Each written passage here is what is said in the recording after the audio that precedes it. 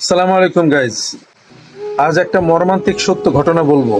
একটু আগে ভিডিওতে দেখলাম বৃদ্ধাশ্রমের মধ্যে কিছু বাবা মায়েদের আর্তনাদ, কান্নাকাটি করে এক সাংবাদিককে বলতেছেন যে আমরা সারা জীবন কষ্ট করে আমাদের সন্তানদেরকে লালন পালন করলাম, উচ্চ শিক্ষায় শিক্ষিত করলাম, তারা আজকে আমেরিকাতে থাকতেছেন, ইটালি থাকতেছেন, কেউ ব্যাংকার, কেউ ইঞ্জিনিয়ার, অথচ আমরা বাবা মায়েরা আজকে বৃদ্ধাশ্রমের মধ্যে অবস্থান করতেছি।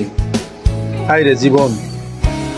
এক মা কান্নাকাটি করে বলতেছে, আমার মেয়ে গত 7 বছর আগে এসেছিলেন আমাকে দেখতে, আজ পর্যন্ত আর আসেন না। এরকম কুলাঙ্গার সন্তান উচ্চশিক্ষায় শিক্ষিত করে কি ফায়দা বলেন, যে বাবা মাকে আমরা বৃদ্ধাশ্রমে রাখতে হবে?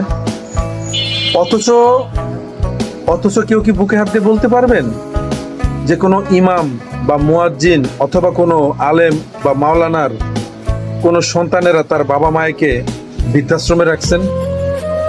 বলতে পারবেন কেউ? আমার মনে হয় না। এখন ডিসাইড করেন আপনারা, সন্তানকে উচ্চশিক্ষায় শিক্ষিত করবেন নাকি দিনী শিক্ষায় শিক্ষিত করবেন। চয়েস আপনার। ভালো থাকবেন, সুস্থ থাকবেন। আল্লাহ হাফেজ।